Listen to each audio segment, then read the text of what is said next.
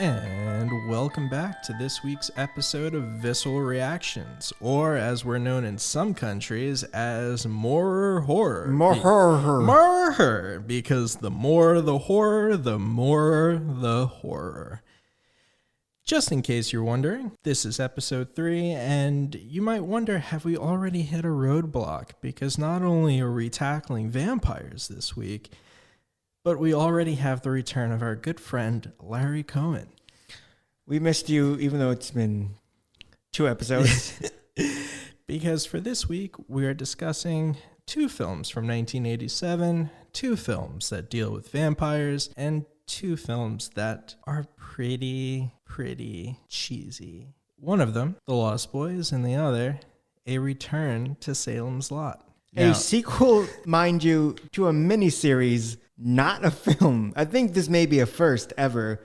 The sequel, of course, to the miniseries Salem's Lot, which is, of course, one of Stephen King's very first novels. Second, I think. Yeah, right after Carrie. Mm-hmm. And what's funny about A Return to Salem's Lot is that Larry Cohen originally wanted to make Salem's Lot. But the studio said no. Warner Brothers rejected him. And years later, I think that was back in like 1979. That's when the miniseries came out, yeah. He wanted to do it. And Warner Brothers had the audacity 8 years later to ask him if he wanted to do something with them. And he said, how about a sequel to Salem's Lot? And surprisingly, they said yes. And so he gave them A Return to Salem's Lot. Usually we talk about the more well-known movie first, and then the more B-movie, campier movie second. But I'm wondering if today we talk about both of them at the same time. That may be a bit confusing, Matthew. It might. There are so many vampires going around. I guess maybe we can save that for another time. But there's just so much that both of them are doing. In their own special ways. Yeah. Maybe we'll talk about one thing that they're both very consciously doing together, and then we'll go off Separate films. Separately, yeah. Okay. I want to talk about how both of them openly address the mythology of vampires. Very vaguely, but kind of in the same way. Yeah. We all know the various tropes of vampirism. Don't like garlic. No sunlight. No sunlight. No mirror reflection. Silver bad. Bad silver. Sleeping in coffins, having the ability to transform into things that we discussed last episode with Bram Stoker's Dracula. Yep.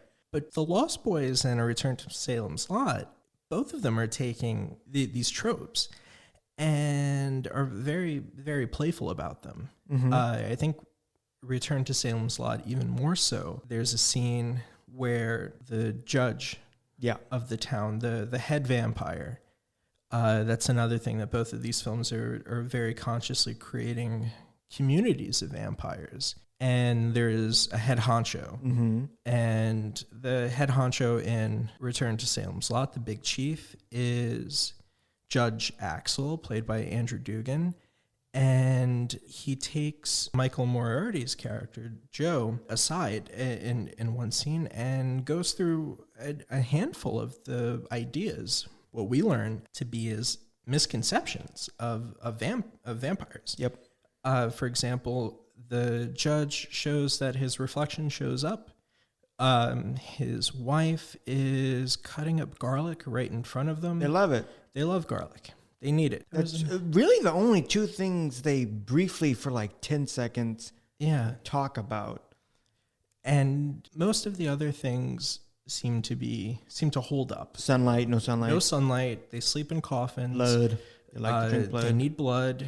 They can be killed with a stake to the heart. Mm-hmm. They transform. Yeah, they can transform into different, more so into forms, into truer version of themselves. More feral, as opposed. That's a great way of putting it. A more feral version of themselves, as opposed to Gary Oldman turning into a wolf or a large man bat or rats. Mm-hmm. Oh, the holy water is still very effective. Yes. At no point does anyone put up a crucifix, but they are never in a church. So I'm Yeah. assuming that means that holds up as well. Mm-hmm.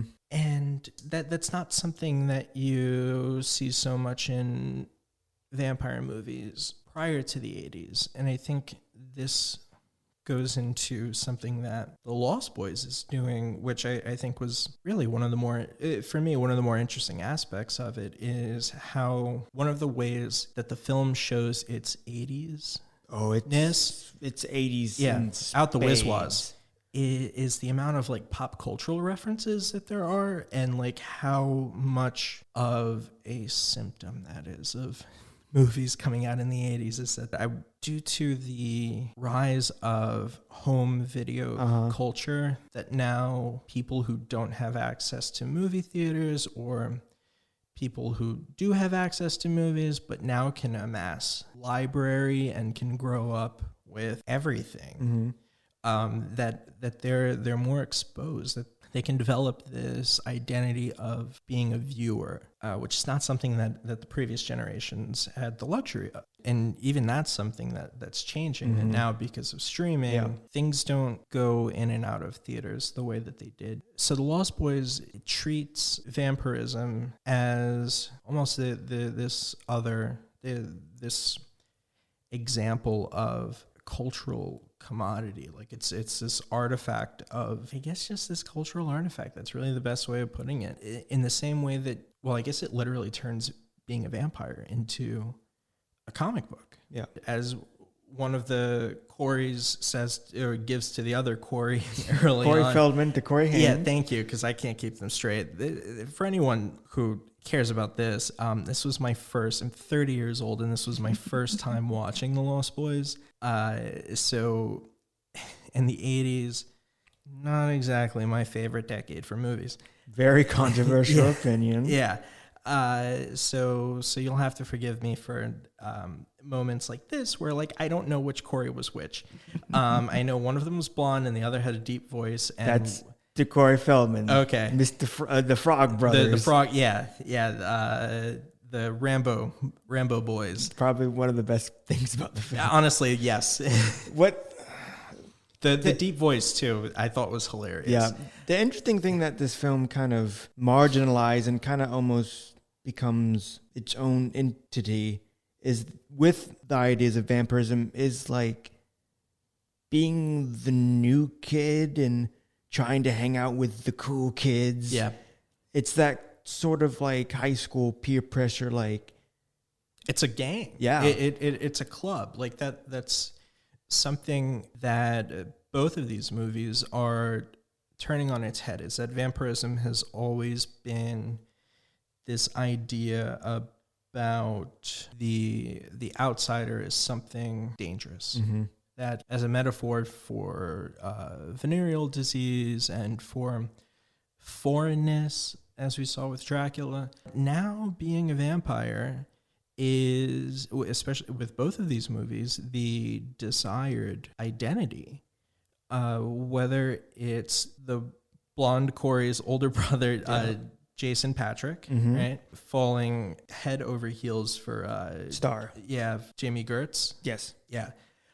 Who's wasted, I think. Like she doesn't do much. Yeah, she's there to seduce Jason Patrick into wanting to join Kiefer Sutherland's gang. Which is where both films you have the idea of like vampirism, like I said, being this thing of acceptance. And I'm sure a lot of teenagers during this time felt like they needed to be accepted. This was the time with like that punk rock phase of everyone with the leather and the mohawks and like this almost goth phase of the 80s, which a lot of the authoritative figures were very much against. And Schumacher really embraces the culture of that and almost the teenage angst. He really understood like what it was to be a teenager at that time with just the look of the Santa Carla, and you just in the montage of the film, just punk. It's everywhere. It's you can't. This is the new thing. Which is, I think, really funny because the look, the movement, the time of goth rock, of punk, by the time both of these movies comes out, is already a decade old. Like, it's not new anymore. Like, at this point, it's reached a phase where it can be cliche. Oh, it's in that phase where it's slowly probably turning into 90s grunge. Which has the same, aesthetic and element of the goth punk. I think that the acolytes of like Kurt Cobain would look down upon the big hair of the Lost Boys. So much big hair. Yeah, there's a direct reference. One of the Corey Feldman calls, I think, Kiefer Sutherland or one of the other vampires like Twisted Sister or something. Like, there's this idea that the Lost Boys are really. And I guess this speaks to what the movie's trying to do, or what it's trying to be about, is that it's kids pretending to be older. And not really having a place where they belong. That's why it's the tight-knit vampire community, because all they feel comfortable with is around each other. It's very much similar to how probably teenagers felt at the time. They didn't feel comfortable with the status norm of, you have to be clean cut, Jimmy. Wear your turtleneck and all that. Yeah. The rebellious nature of being a teen is something that movies at this point have seen for over 30 years. And so, like, it's interesting to see how the image changes, how you go from James Dean's red jacket to now Kiefer Sutherland in, leather with long fingernails and the type of mullet mohawk thing, long, high blonde hair, long jewelry, earrings, all that. The thing that I was surprised to see, but that makes total sense, and I think for me it shows where the movie, I don't want to say it gets it wrong, but where I think where it shows that it's trying. And I think that's literally with the ghost of Jim Morrison. Now, yeah, he's in the vampire lair. He's just up front and center on the wall. So weirdly that he's there when it's like they said it's the ruins of an old hotel. Yeah, I'm like, why is that there? So the Doors are my favorite band, like, of all time, and like I've always, like, still to this day, I've wanted to be Jim Morrison. Like, I went to Paris so I could see his grave. Like, a lot of who I am is because of Jim Morrison. And so whenever I see images of him in movies, it's always interesting for me to see, like, what aspect of Jim's character is being put on a pedestal. Whether it's for a specific reason that image is there, or it's just the window dressing for the set design. Yeah. And so for the Lost Boys, it's very deliberate. I mean, the film opens and closes with a cover of People Are Strange by Echo and the Bunnymen, which is not a great cover of the song, but it's interesting because there is an Echo and the Bunnymen poster that's in Jason Patric's room, like a concert poster. So that's a neat little tie-in.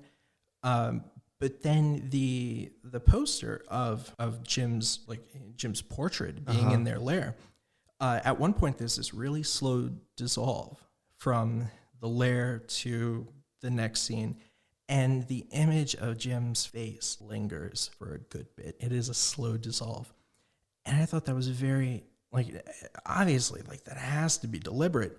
And I think what's really interesting is that the look of Jim Morrison as really, like, the one who popularized the rock star being all in leather, not just having, like, the long hair, but, like, this very pagan, savage poet, dark and brooding in the way that French existentialism is, but then also being just sex itself, like, not even sexy, but being sex.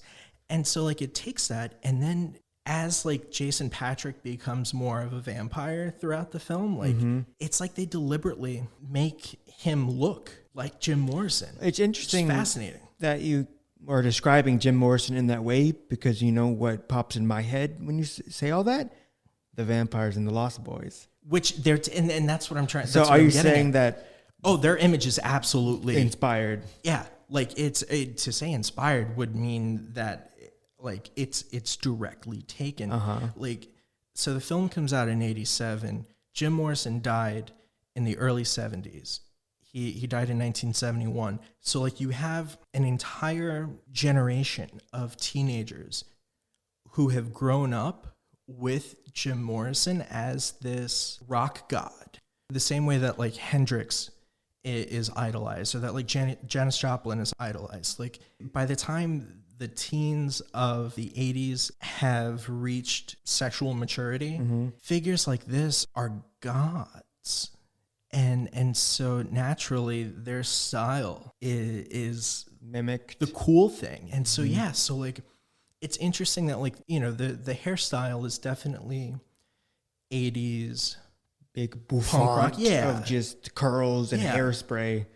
But as far as like the, you know, not just the way of dressing, but really the way of like carrying themselves, like that certain bravado, like that swagger that the male vampires in this Kiefer movie Sutherland, have. Yeah, mostly, Like because he has that air of like, I can do whatever I want. Yeah. I'm the cool kid. You can't Yeah. stop me. exactly. I mean, like Jim Morrison has the line, "I'm the Lizard King. I can do anything." This is a 23 to 27-year-old, you know, Jim Morrison saying something like this, like being young and invincible, feeling immortal without being immortal, and then yet achieving immortality. And so you take that same idea and apply that to being a vampire. And that's fascinating. Like, that's something that the movie doesn't verbalize, because it doesn't really have to. Like, it's just there. At the same time, it's like kids playing at being Edgy. yeah, you know, and which, you know, is a very teenage thing to do, which I can't knock anyone for that. But they can, the vampire gang can kind of back that up with the fact that they're vampires. They have such a, what's the word?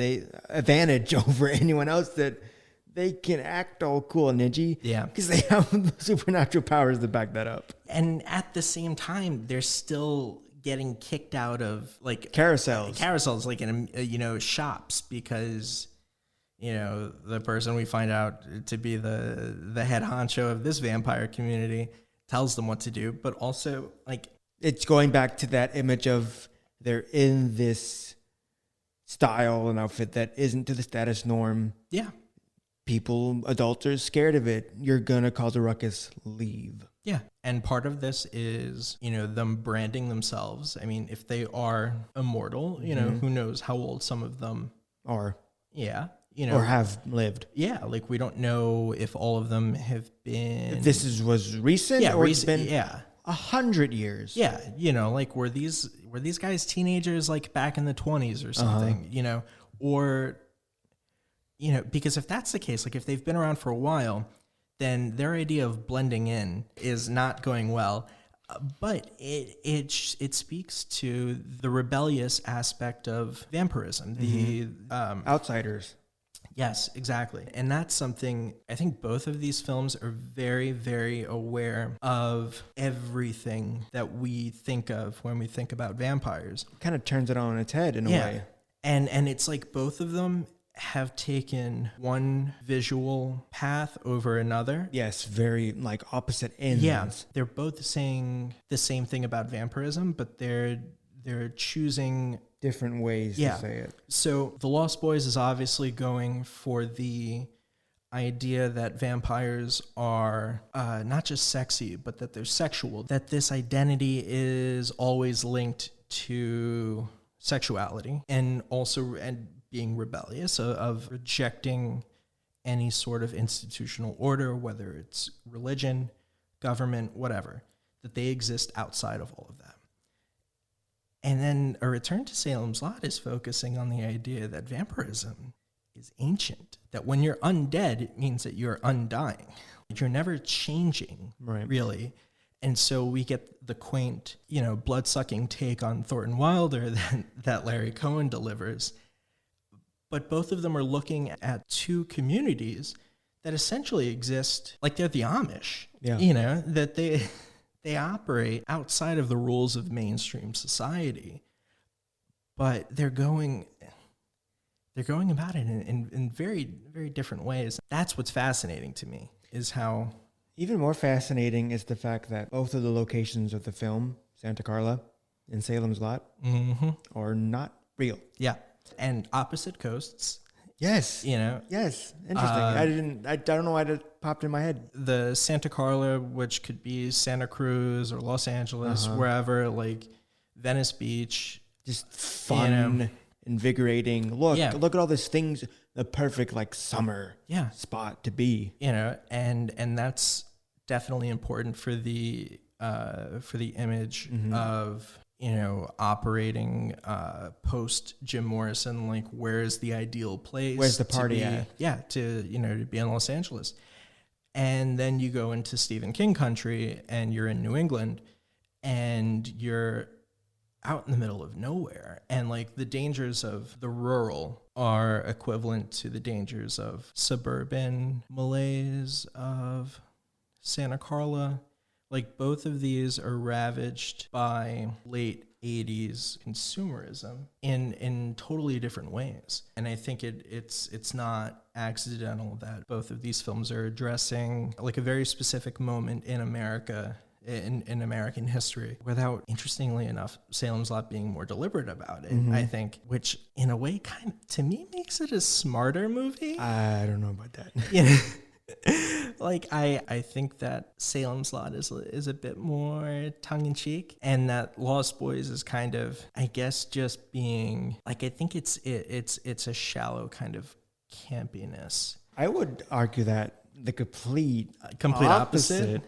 So I'm gonna back myself up with two things that Roger Ebert said. Now, this is from Ebert's original review of the film from July 31st of 1987. He said that it was technique at the service of formula.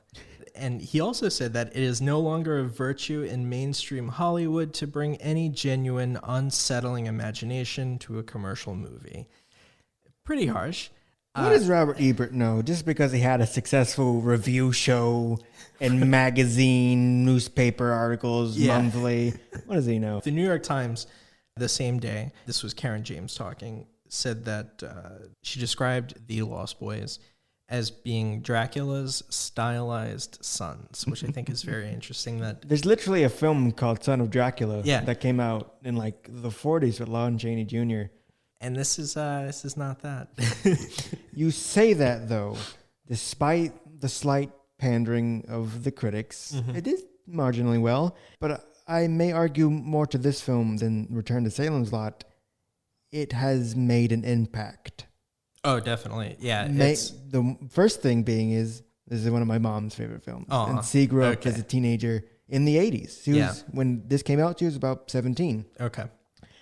The second and most important thing is, which you not being a connoisseur of 1980s and everything about it will not know as much as everyone else, but I certainly picked up on it, is Stranger Things is heavily influenced by this film, especially season 3. Okay. Because season 3 primarily takes place in a mall. It was the place to go during the summer while putting all the small businesses out of business. It has that same sort of fun and scope and color that Santa Carla has. Yeah. And there's a bit with the state fair, which is very evocative of like the rides, the amusement park. Yeah. But the character of Billy, which is one of the main antagonists of Stranger Things season 3 and marginally season 2, looks almost identical to Jason Patric, almost to a T, besides the hair difference. Billy has blonde hair. You have the influence of that. You have probably the influences of Dustin, the character Dustin, in The Frog Brothers with Corey Feldman and the other actor, which this like, we got to get it done. Let's get him. Yeah. The bike riding, and mainly Kiefer Sutherland is a big influence on Billy too. Maybe not just for this film. Stand By Me. Stand By Me. Yeah. So regardless of what you may think, I know I'm in the minority with this. Think it does have an impact, and probably will be remembered far more than Return to Salem. Oh, absolutely. That's one hundo. Like there's no doubt about the cultural legacy of the Lost Boys. And just the 80s in general. Yeah, and I think in a way that the Return to Salem's Lot also has its moments of absolute 80s, syndrome. It has more of a timelessness about it. Like, it doesn't have the need for dealing with any sort of counterculture. Mm-hmm. And so because of that, like there's nothing, it really is like almost plucked out of time. And I think that's Almost like the idea of Lost Boys being very much of the 80s. yeah. The Return to Salem's Lot, the environment of the town and the look of the town feels like it's been trapped could in be a anywhere. bubble Yeah. for the last Or a bottle. It could be a ship in a bottle. 100 years. Yeah. Neither one is better than the other in terms of, I don't mean the film itself. Neither take is right or wrong. I think the timeless direction, like looking at something that's always been and finding what's crumbling underneath, Right. is something that appeals to me more than, I don't know, like capturing the zeitgeist kind of thing of an era. yeah. I mean, when done well, either of these can be great. When done poorly, either can be terrible. Like it, and I'm sure that there are plenty of people who are like, both of these movies are absolute trash. And there'll be people who are like, both of these films are amazing. Yeah. But I'm going to assume that the main feel of the films is Lost Boys good. Yeah. Return to Salem Lot, Not so much. Not so much. Yeah.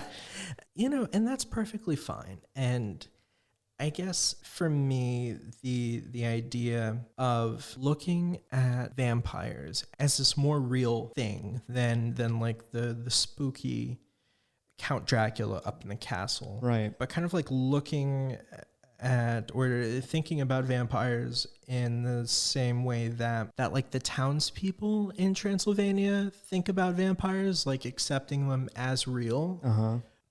I really like that. And I think that's another reason why Salem's Lot is more interesting to me, because I like the idea that there's an entire community who's like, yeah, like don't come around here at night. But the issue with the townspeople in Salem's Lot in this film is that they're drones. They're slaves, basically. Yeah. It's not on their own volition. Oh, yeah. No, I know. They're still human-ish. Kind of. There's a weird thing about Yeah, hybrids. I don't know. They It's don't really talk about much. I didn't really think about that. No. I didn't think that I needed to. Okay, so I guess enough of the comparison. Which, interesting enough, we're doing this in a weird way. I guess these films are as close as we've ever had. That we it's hard to separate them. Yeah, we have to, I guess, compare them first when normally we do it at the end. Yeah. Then talk about its own separate thing. We're doing it different. We're just good to change it up. We don't want to get stale. No. So I wanted, all right, so the most fascinating thing, or the thing that I should say that I enjoyed the most about The Lost Boys, were all of the references. And I just want to, like, the things that popped up to me, I think are very telling of what's important, not just in the movie, but in the audience that this is speaking to. Mm-hmm. So we get direct references to Texas Chainsaw Massacre, which I think they say it verbally. Yeah, because the quarry says it about the home that they're moving into at the beginning of the film. He was like, "What is this, Texas Chainsaw Massacre?" Like something like that. Yeah. Like, what are we, stupid? What are we, stupid or something? When they go into the video shop run by Edward Herman, who turns out to be the head vampire, head vampire, who I've only ever seen in Gilmore Girls, and that's it. Yeah. And the one who's going after Diane Wiest, that we think for innocent reasons, as just like two lonely middle-aged people. But which is interesting. This slightly segues. He passes the vampire test. He does. Yes, that's another. Yes. So in the same way that Judge Axel, that like they're having garlic for dinner.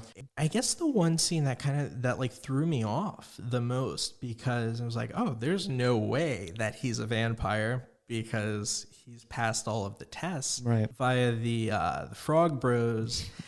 Very butchered attempt. Yeah, was not clean. No, not at all. That was a sloppy job. Yeah, of spraying him with holy water. Yeah, like literally dumping holy water into his lap. Mm-hmm.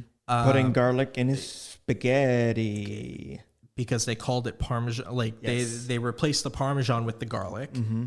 And the reflection. And they show his reflection. And I guess it's a thing with like head vampires. They're so much more powerful that the norm of vampire weaknesses doesn't really apply to them. I didn't think about that. But the weird thing is that for Judge Axel, I don't know, we didn't really see him get hit by holy water, did we? I don't remember. So maybe he's immune. It could be. That would be very interesting if something like as you become like the supreme vampire, the king of the damned or whatever, maybe you're not completely immune, but like you have a higher tolerance. Yeah, like so instead of like dying because you see a cross, maybe it just like gives you a headache or something. Who knows? So going back to your list. The cultural the references. So when they're in Edward Herman's video store, which is itself is an 80s institution and 90s institution, but like that generation of like going to a video store, renting out a VHS. Yeah, like there's something essential about that. We see posters and copies of National Lampoon's European Vacation, which I think speaks to the satirical and also like the funny. But also, like, that was not the vacation films are popular at the time. Also, it's the European one. The outsider going to Europe and, very similar to Dracula in The Only Way Ever. The biggest influence, we see the Goonies. And this is where a very interesting production note comes in. Guess who produced the film? Richard Donner. Richard Donner wanted this film to be much like the Goonies, a kid-oriented family. Yeah. Not really action, but just a family-oriented film with vampires. Yeah. And all the characters were a lot younger. But then Joel Schumacher came in and said, Classic Schumacher. Make it sexy. Make it sexy. And they raised the ages of everyone. Everyone. So pretty much everyone was going to be about the age of the Coreys, but instead we get the majority of the cast being teenagers. The age of Kiefer Sutherland and Jamie Gertz. Yep. And we get literally a darker take on the same Goonies style of young people encountering a world that is full of adventure, but also full of danger. Yeah. And it's the growing pains, except here, instead of there being this underground pirate ship, it's an underground vampire lair. Yeah, exactly. It's kind of like the whole edgy thing of going underground. To grow up. Yeah. Yeah. Instead, this lair has vampires in it. And so Joel Schumacher is the one to thank for, not having Goonies meets Vampires 2.0. We have Jason Patric looking like Jim Morrison instead, which is, I would rather that exist than another version of the Goonies, because I really don't like the Goonies. I know part of the reason that I don't like the Goonies is because I never saw it as a kid and I didn't see it till I was 17. And so by then the magic was completely lost. And it was the only thing I think is funny is Truffle Shuffle, which, so there's that. We already mentioned the reference to the Doors, both in the song and the poster. We also get, for some weird reason, we just can't escape it, ties to The Exorcist. Once again, in both films, I would be inclined to say the one thing is not really a direct tie, but is Jason Patric's, who his is father. The son is Jason Miller. We can't escape it. 3 episodes in, and we're still talking about The Exorcist. Okay, if by the end of the season we're still talking about The Exorcist, you can exorcise us because we're clearly possessed. Right. But don't hold us to that. Yeah, I was surprised when I looked up because I was like, Jason Patric, I feel what has he done? What has he been in? I don't know. Yeah. I didn't know what, I was like, he looks familiar. And then I looked him up and I was like, wait, Jason Miller had a son? And then I was like, oh, okay, I can kind of see that. And then I was like, God damn it, The Exorcist again. Bamboozled. Oh, what was the other in Salem's Lot? You said that there was that bit of music. Oh, the tubular bells. Very reminiscent to the tubular bells. I wondered that as well. I was like, oh my God, the bells are following us. And I was like, wait, is this in the movie or am I imagining? You turn it off and you hear the bells. So there was that, and then we get the counterparts of the video store. We get the comic book store where the Frog Bros work and apparently run. How? You can see their parents. They're just baked out of their mind. Oh, those were their parents. I think so. Thought they were just like hippies. No, they are. That like. Pretty sure that's the parents. Okay, that makes sense. That makes a lot of sense. Yeah, the Frog Brothers are cool and some of the best parts of the film. I agree. Even though I like the film and I like a lot of parts of the film, they're like Corey Feldman pretending to be like this just hardo like Stallone. Yeah, it's so funny, but it's so awesome at the same time. I appreciated that very much. And like they're so serious. I'm like, they've had to have done this before. Yeah, like they had no problem killing off Alex Winter, famed Bill and Ted Alex Winter. Yeah, just whoop. Oh, that's where he was. Oh my God. I was like, wait, that kid looks familiar. Bill and Ted, baby. That's right. Another staple of the 80s right there. Yeah, see? They had no just problem just staking them. I'm like, they've had to have done this before. And then he just like spewed all over them. Mm-hmm. Like he did a like full this body. Grease oily substance. Yeah. It looked like they were mechanics for a second. Yeah. That was, like these two kids just like run this comic shop. You know, this is a very 80s moment. How do you show the new kid bond with the ones who run the place? You know, kind of, you could consider outsiders on their own behalf. You know, and it's no longer like who's the toughest one or who can beat someone in basketball. They talk shop with comic books.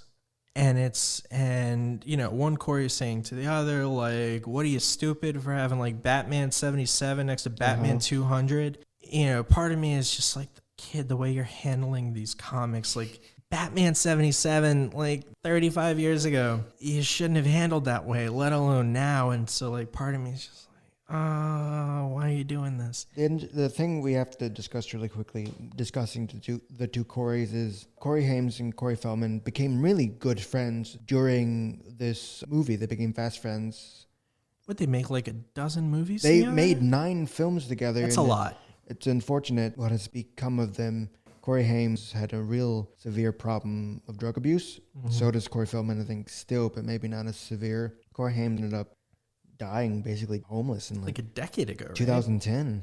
And they both experienced they're both abused, sexually abused during in the Hollywood system. That's a real horror story. Both of these kids were taken advantage of in more than one way. I think even Alex Winter was. I think he's done a lot behind the scenes of advocating for either children in Hollywood, just children in general. That's something that's always been a problem. Mm-hmm. And it's unfortunate that in many ways it's still happening, but definitely that the two best friends both experienced this. And I can't even imagine how that affected their relationship with each other. They did have a bit of a falling out towards the end of Corey Haim's life, but they reconciled behind camera. I don't think I've seen another movie with both of them in it, or at least not. I knew that both Coreys existed. Because Corey Feldman was in Friday the 13th, Part 4. Wait, he was? Mm-hmm. He's the one that basically killed Jason. Oh, you said Friday the 13th. Okay. My mind immediately went to Nightmare on Elm Street, and I was thinking of wait, that wasn't in the Dream movie. No. You know. It was important to talk about, and we kind of vaguely skewed to another franchise. Yeah, or two actually. Yeah, because of my, being a joke. So speaking of 80s staples, there are 2 posters that were one was in Jason Patrick's room and one was in the Corey's room. Mm-hmm. There's a poster of Rob Lowe. Yeah. From St. Elmo's Fire, directed by Joel Schumacher. Yep. Giving us a little wink. Yeah. And the other poster is of Molly Ringwald. Mm-hmm. I think in the Breakfast Club. I think it's in one of the, I was going to say in one of the detention scenes, and I remembered the entire movie's a detention scene. Watching it is like a detention scene. And so it's this interesting, you don't see prior to this, you don't see too many movie posters or whatever that are so contemporaneous as Rob Lowe and Molly Ringwald. Those two are very much in their moment, at the time that Lost Boys is coming out.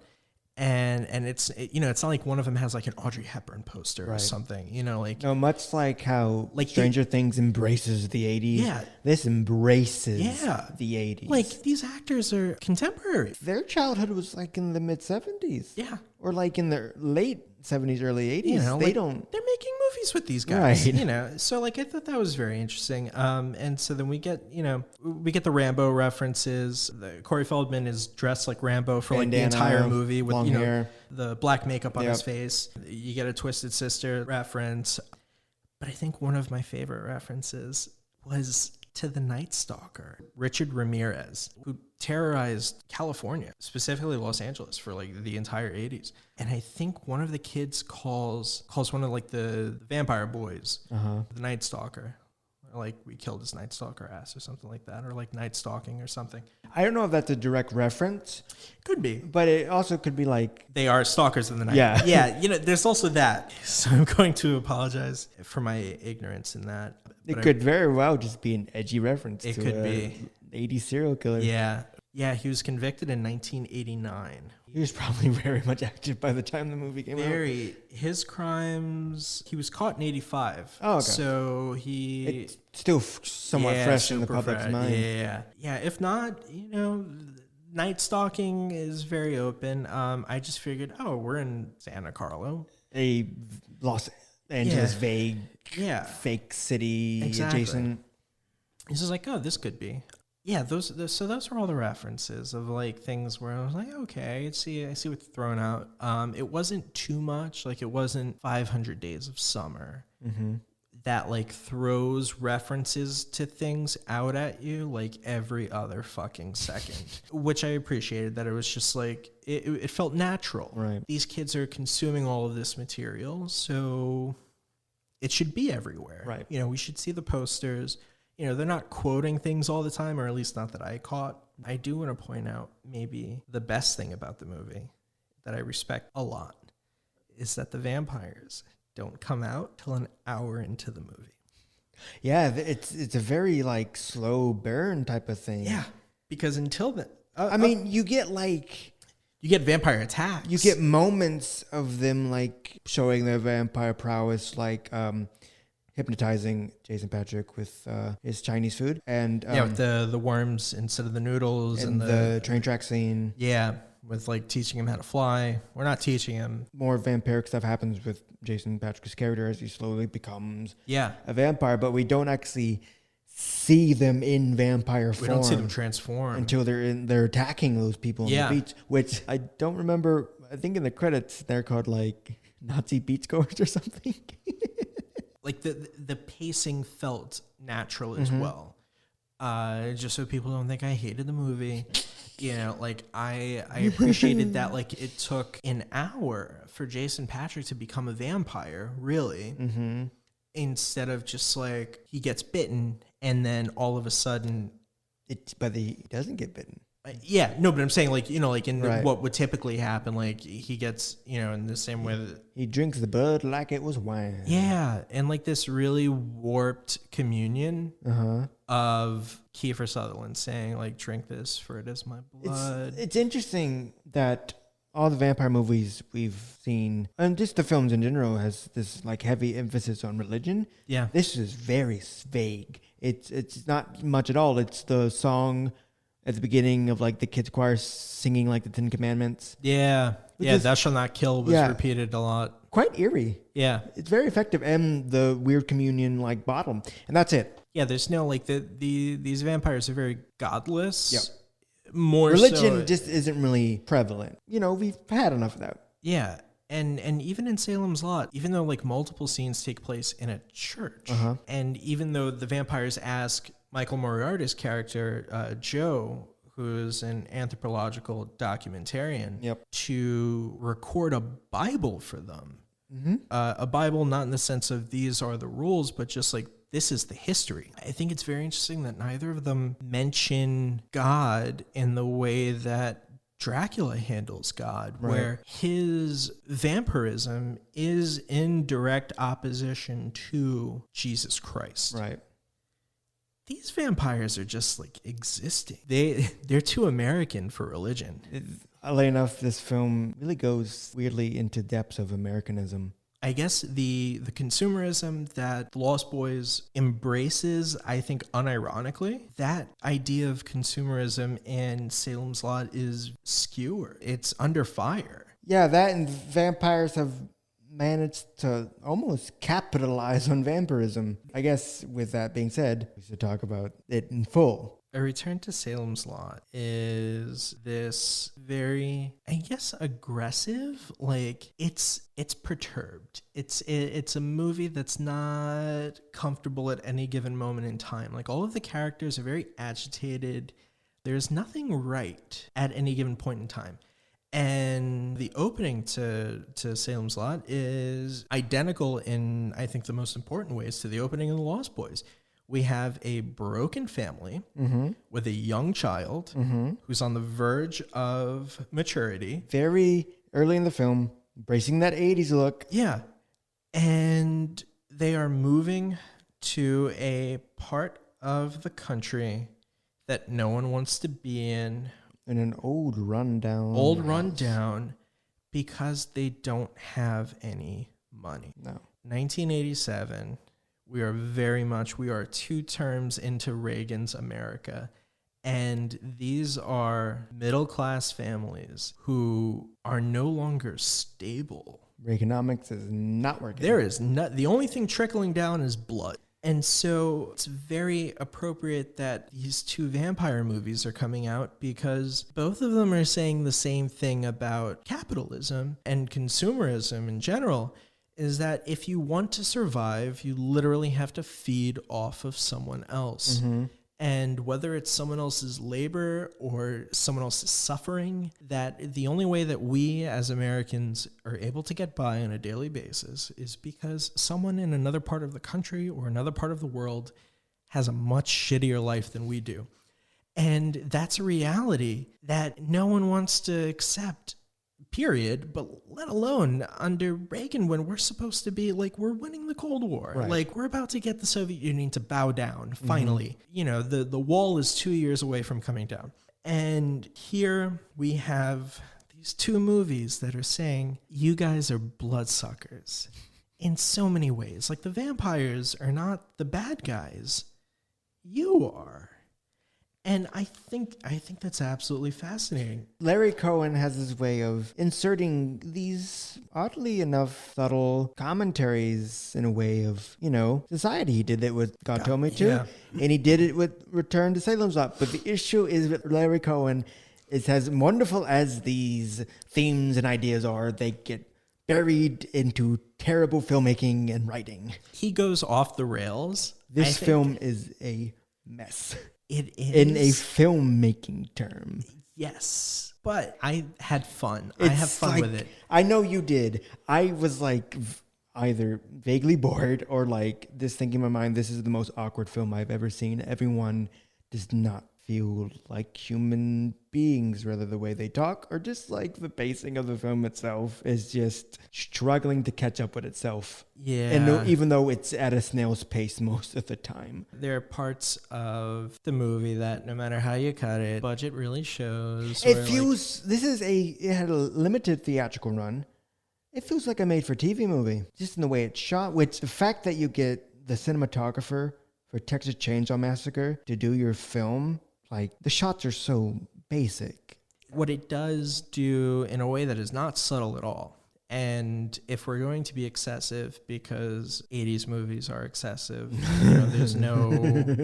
we're not leaving anything to subtext. The opening of the film tricked me in a similar moment to the scene where Edward Herrmann's character is led to, you as a viewer, led to believe that he is a vampire, and then you show that he isn't, only to find out that he is.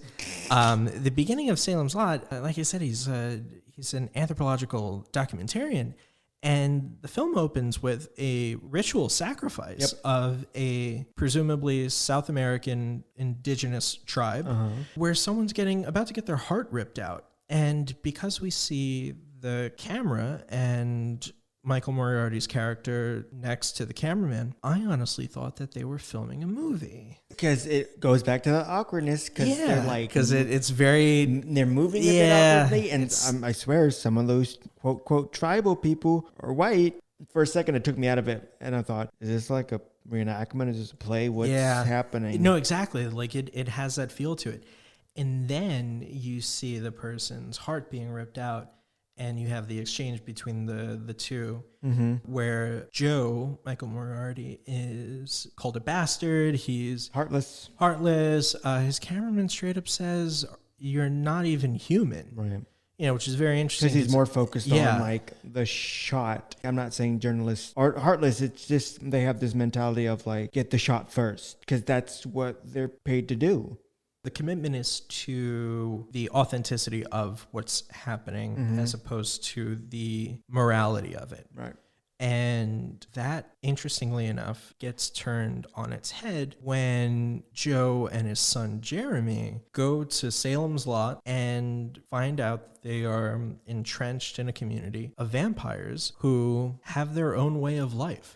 And the same sort of objectivity that Joe views this indigenous tribe, he cannot apply to the vampires that he is amongst. Yeah. Which is very interesting that like he seems like a smart guy, but in this situation, because he's in it, he's not just a bystander. He's not just a voyeur. Once he realizes that his son, who he does not get along with at all, they have weird moments of getting along and not getting along. It's like the more antagonistic they are to each other, the closer they are because they're talking to each other. When he realizes that his son is at danger of becoming a vampire, and I think he's more protective of the idea that his son would be stuck as a child. Or more the fact that my son might eat a human one day when they get tired of cow. Or, as Judge Axel puts it, the few moments that we feed on humans. I know that that's in Salem's Lot, the original novel, and also the miniseries, right? That cow blood suffices. Right. The vampires in this community don't go for human blood because humans are full of drugs, alcohol, I don't remember. Diseases, hepatitis. And the thing that I really fucking loved the most that Salem's Lot did is that the other reason why they don't drink human blood, the judge says because AIDS is going around. And this is huge because this is 1987. 1978 is when the first signs of any of the symptoms popped up here and in a few other countries throughout the world. 1981 is when the CDC finally reports 26 cases of Kaposi's sarcoma amongst gay men. And when they noticed 8 of them died within 24 months of being diagnosed. That's 1981. The following year, AIDS as a term is used for the very first time on July 27th. And in that same year, just a few months later, Larry Speaks, who is Ronald Reagan's press secretary, makes a joke about AIDS during a press briefing. Now, this is October of 1982. By this point, Ronald Reagan has not acknowledged publicly anything about AIDS. By the time that he finally does in 1985, over the course of those 3 years, scientists have discovered that HIV is the cause of AIDS, that the first HIV antibody test is approved, that there's a international conference about AIDS. We get a play written by Larry Kramer, The Normal Heart. By the time that Ronald Reagan mentions AIDS for the first time, Rock Hudson's already died from it. It's taken this long for the president to mention an epidemic. And a little over a year after he does, we get a movie about vampires made by Larry Cohen, fucking Larry Cohen, that mentions AIDS existing. I don't know if this is him like trying to make AIDS more well known to the audience, or it's a sign of lack of understanding. Like, how people are like, don't touch him. Yeah. He's like the famous Princess Diane, where she shakes the hand of an AIDS patient to prove that just by touching you don't get it. By pointing out that it's so bad and dangerous that even vampires won't touch it. Yeah. And what's crazy is that either way, like no matter what the intention is, for me, what's absolutely banana land is that a movie about vampires, like a schlock vampire film by Larry Cohen, is dropping the word AIDS with such a casualness that implies that everyone knows what it is. Right. And it wasn't that recent until the president finally acknowledged that it exists. Like that's what's crazy. You know, both of these vampire films, obviously blood is the most important thing. Over the years since AIDS and HIV are becoming what they become, all of these studies are done to see like how is it connected to blood? Right. Like CDC is like approving like blood tests and like finding like what can happen. Like you said, like there's the public fear of if you get a drop of blood on me, I'm going to get sick. You know, when Magic Johnson revealed that he had HIV, no one wanted to play with him. Yeah, because they were like, you know, if you bleed or sweat on me, like, am I going to get it? And that's in like 1991. So yeah, so even if AIDS is mentioned as a way of like, it is so fucking terrible that vampires are afraid of it. Right. That just goes to show how huge this is without being understood and without being acknowledged in the space that it needs to acknowledge. So that's just thousands of people. In the year that these two movies come out, 1987, over 4,000 people alone in the United States died from AIDS. Like that's the kind of thing that these movies are dealing with without even having to deal with. Like we're talking about the tennis player Arthur Ashe died from AIDS, not from sexual transmission, but because of a blood transfusion. So when you have the subgenre of the vampire movie all about taking one's blood, how is that portrayed in a time when blood transmission is one of the scariest things on the face of the planet? One film directly references it. Yeah. The other has one of your main characters drink it and he gets sick. Yeah. Right after. Yeah. Jason Patric's character, he's never fully himself.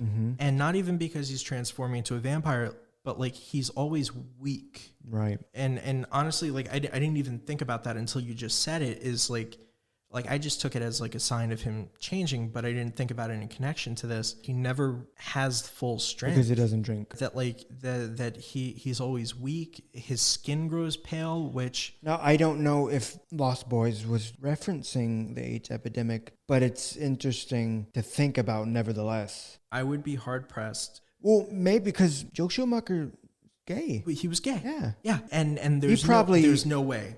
He knew the risks more than anyone else. I am sure that Joel Schumacher had friends that got sick and died, or knew people who got sick and died, or of people who got sick and died. Even if he's not going into this thinking, I'm going to make a vampire movie, but really I'm going to have a subtext of HIV and AIDS, but it's there.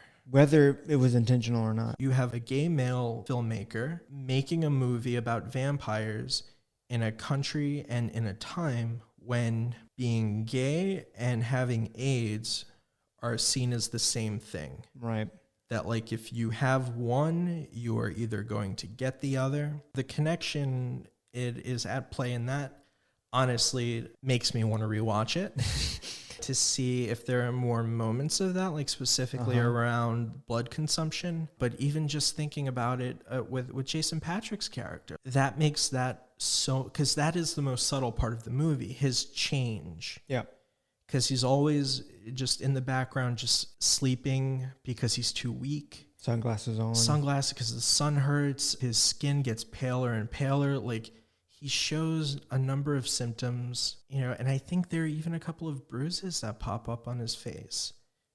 That would be very fascinating if that was a way for Joel Schumacher to address something that he was very much aware of. I think it's fascinating that over the course of 100 years, vampirism goes from being this metaphor for venereal disease and caution against wayward sexuality to suddenly being this very tangible image of what was seen as a gay man's disease. I think it's very important to look at this timeline of vampirism in media during moments like this, where it's crucial to see how something that for so many people was deemed, and I mean, even still, has such a stigma attached to it. And here we have it popping up in these vampire movies. That, I think, is part of why I think it's necessary to have these conversations, and also for us to do this show. Right. Because there are things like this that pop up in ways that you would never imagine. Like, who would possibly expect an AIDS reference in a Larry Cohen movie from the late 80s about vampires? Right. What essentially could have been a straight to video, VHS? the sequel to a miniseries of like of a Stephen King book, and it's there. I'm thinking about it now to talk more about Salem's Lot, because we went on a wide tangent. Maybe it also connects to what we were talking about. Maybe the fact that Judge Axel says it in such a manner is because these group of vampires have a conservative outlook in comparison to the era in the Lost Boys, because you have these vampires living in this small town, clinging on to this town and who they are and its roots. In the classroom scene, which I thought was very interesting. Right. The children are going over the beginning of vampires in America. Right. That they've been here since the Pilgrims. They're, at this point, their history in the country alone is like 3 centuries old. Yeah. Almost 4 centuries old. And that's the thing that these children are being taught to cherish. Almost indoctrinating. Yeah. Whereas the attitude of the vampires and Lost Boys is very much anti that. Yeah. It's a more rebel yell of Billy Idol, but with blood, and turning into bats. The very concept of vampirism contains both of these elements. And I think that is one of the things that makes pairing these two such a rich experience, because it's like, well, same topic, same year, same campiness to a certain degree. Yeah. And then we're going completely different. The things that are revealed about what it means to have vampires in our society, to be a vampire, like all of these different things are coming out because of it. And you have the Lost Boys, the vampire group, really embracing this rebellious creativity, this liberalism in a way. Yeah. Then you have the vampires in the town, like I said, embracing the opposite, embracing being conservative, the old ways, even going as far as to eat the young generation. Yeah. When they show up in town, the same look as the Lost Boys, that punk goth. Yeah. They're like, no, this is not my America. Yeah. You don't belong here. You don't belong in the idealistic view of the American way. Yeah. Even the boys, if they were to go to Salem's Lot, they would be devoured. Like they're not welcome. Yeah. Yeah, those teenagers in the beginning of the film, like they look like they just came from a Cure concert. They get slaughtered. Instead of embracing the new generation as a new generation or a continuation of their culture and race even, because I mean they... At one point, I believe the judge says that they're like the oldest race in the country. Yeah. Which is very interesting. Think of themselves as a completely separate race. In the same way, looking at mutants in the X-Men, like they're homo superior. Yeah. Almost harking back to the idea of white supremacy. Yeah, no, really. Which makes the finale of Salem's Lot extremely fascinating to me. So in the final showdown, where Judge Axel and Joe are in a barn duking it out. Yeah, I don't know if I would call it duking it out. Yeah, that would imply like a sense of, fluidity to their motion. Choreography. Yeah, it's very stilted. But the rest of the town is burning because They burn. Joe and Jeremy have and a Nazi hunter. Played by Samuel Fuller, which is fantastic. One of the exemplars of the B movie. He's the best part of that film. Oh, absolutely. You know, cigar chomping Sam Fuller just coming through. And this is the same Sam Fuller who in just the years prior to this movie, you know, directed Big Red One and White Dog, and who had been working for, you know, like 40 years prior to this movie. And here he comes as a Nazi hunter, or no, as he calls it, a Nazi killer, because he doesn't hunt them, he kills them. Yes. And so they're burning the town down, they're burning the coffins down. And so Jeremy, Joe's son, takes a flag, an American flag, on the pole. He takes the flag pole with the American flag on it stabs Judge Axel through the heart. Yes, killed the American way because the vampires are dead. Yep. And we watch him, this old decaying man grasp the flag. Yep. He grabs it, and then we watch his blood stain the flag. We watch him go from, you know, a man in like his 70s, eventually to a rotting corpse, and then to a skeleton, and then to dust. Just popped into my head. You know what that's referencing? That's referencing the first Hammer horror film with Dracula. I think it's called Horror of Dracula. And the scene where Van Helsing, played by Peter Cushing, tears off the drapes and Dracula starts melting and decaying in the same way. They look almost identical. It's very likely. I mean, Larry Cohen being Larry Cohen, I can't see him not being aware of. It's always interesting. At the beginning, me bashing Larry Cohen, but really like almost praising him in the sort of way he does commentary. Just fascinating. Yeah. But it's just like having the flag, like this is the death of the American dream. You know, this is because you've killed us. We as vampires, what we are and what we represent is what America is supposed to be. And it's a child doing it. And the young new generation is killing America. Yes. You know, like you can, I think it's very possible to look at that moment in two completely different ways. That either the youth are the ones who are killing the dream, or that it's the new saying out with the old. Yeah, we don't have room for you. Yeah. You know, the generation who fought World War II, that Judge Axel defeated represents, evil. And they've become it. Reagan's generation, like, yeah, you went through the Depression and you fought World War II and you defeated Hitler. Like, okay. But we, the new generation, we're not the problem. You are. Yeah. Like, you are sucking this country dry. And so now we have to do something. The idea that you love is the thing that is going to stab you through the heart. And I think that's pretty fucking fascinating. Like, that's one of those things, like, Larry, because now this is happening in a barn where there's literally like a wall of weapons.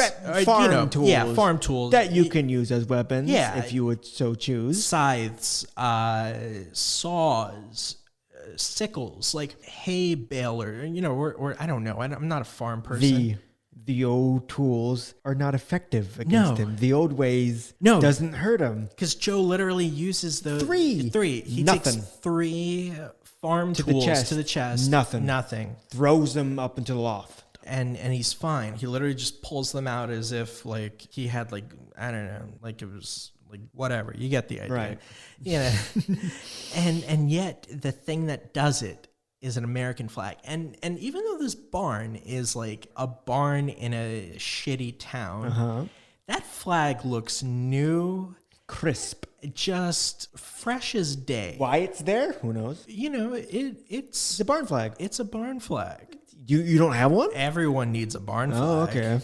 No barn in this country is complete without a barn flag. This bad boy holds at least 1 barn flag because that's all you need. And that's what does it. Like, that's a moment where Larry Cohen's going, you know what would be cool? Is if we stab this fucking vampire with a barn flag. That has to be like... That's a crowning moment. Yeah, but that wasn't something he probably planned, because I was reading an article about someone who worked as a production assistant during the film. And apparently, like, he had like script in like on a yellow notepad. That makes it even better. He was writing it off the cuff. that makes the barn flag even better, because it's like, okay, what can we use to kill him? And someone's like, oh, we can use this. And then Larry Cohen's just going, no, we're going to use something else. And he's like, we got all these barn tools. Like, no. What? Flag. But where is the flag? Just flag. Shut up. Just flag. It's like, we want flag. This is what the people demand. They're getting flag. This vampire is getting a flag through the chest. And he does. And he dies. And that's what it takes to kill a vampire, is a new way of thinking. Because really, in our discussion of Return to Salem's Lot and The Lost Boys and Dracula, we've looked at how vampirism directly addresses this conflict between the past and the present. And an outside force. Yeah. Intervening the inside force, which is the society. That this is where conflict emerges in humanity. That when we have someone looking in to a group that they don't belong to, and making a judgment. Because you can also look at a Return to Salem's Lot as what happens when you fuck with something that you shouldn't mess with. Right. This town had been in existence for centuries. Their damage to the outside world was minimal. It's interesting. I was talking about how, like, Jonathan Harker didn't know what he was messing with. This is the outcome. Yeah. The townspeople didn't know what they were messing with. Yeah. They're the ones who intervened. If they hadn't done that, they would be fine. Yep. If they just didn't mess with them. Yeah. The idea that we get about these vampires is that not only do they not want to subsist on people for reasons of like disease and stuff like that, but the drugs, I think, was very telling, because it's not pure anymore. Yeah. And it seems like that's also a comment on the meat industry. We're in a moment where organic food has become a necessity, really, because of the way that the meat industry loads up animals with steroids and antibiotics, that the meat isn't pure anymore. It's not good. It's literally not healthy to eat things of the land. Right. And so there's that like very subtle commentary that the film is dealing with, where these vampires are choosing to feed off of cows in a renewable way, which is amazing. That they don't even slaughter the cows to eat them. They drink from them, and then after a week, they've produced enough blood to regain, to become themselves again. Right. And then they feed on the same cows. This is a fully self-sustaining community.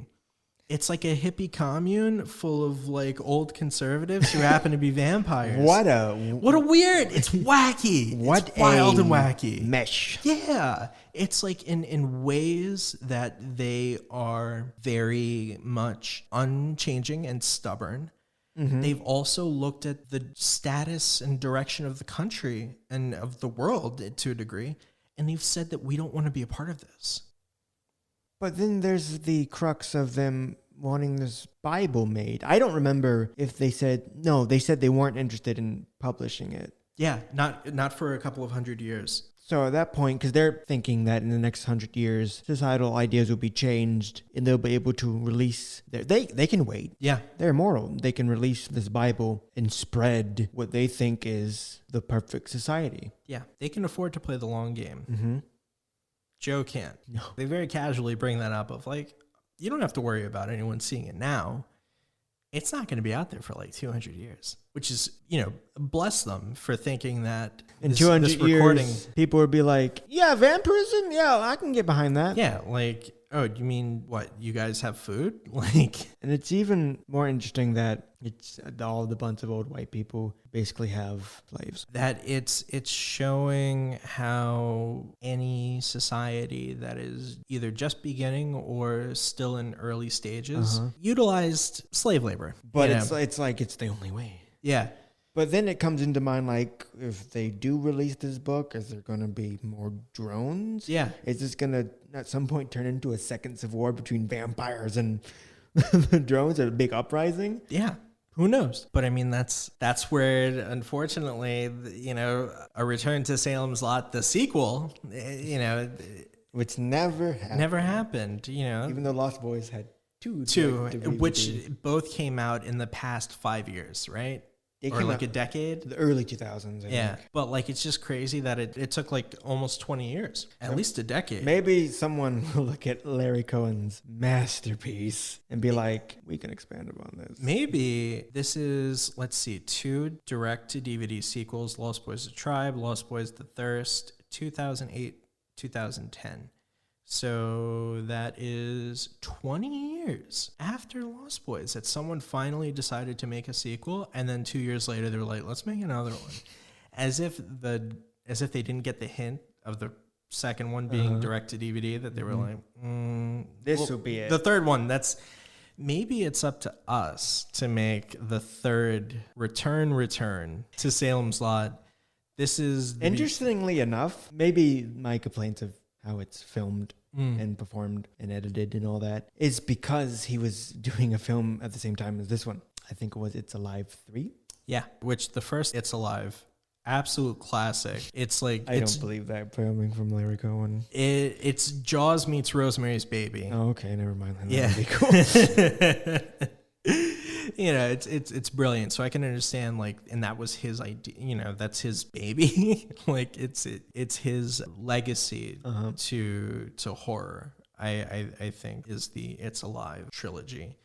So I can understand if he's putting more effort into that than Return to Salem's Lot, especially. Maybe it's a giant fuck you to Warner Brothers because they rejected him the first time, and now they came crawling back saying, Larry, please direct something for us. And he's like, all right, you know what I'm going to do? I'm going to make a shitty sequel to the thing you never let me do. Who knows? Who knows? Who knows? But we can do a third one, so we can start GoFundMe for anyone listening who wants to donate to see what it would be like if Quinton and I were to make Salem's Lot again. Revenge of the Salem's Lot. Yeah, we can do that. If you're worried that next episode we're going to be doing vampires, you're lucky. You are lucky. Be thankful. They've sucked us dry. Next week, and I already mentioned one of the movies we're doing, Rosemary's Baby. Yes. And The Sentinel. And if you live alone in an apartment, we're sorry because this is going to be a wild ride for you. Wild. Also, maybe no one wants to live with you, or no one loves you, or maybe you live in an apartment building that's on top of a portal to hell. And if so, good luck. Thank you for joining us for this week. I'm Matthew. I'm Quinton. I didn't do a quote today. Okay, here's my quote. This thing I couldn't stomach about living in Santa Carla. All those damn vampires. See you next time. Bye, folks.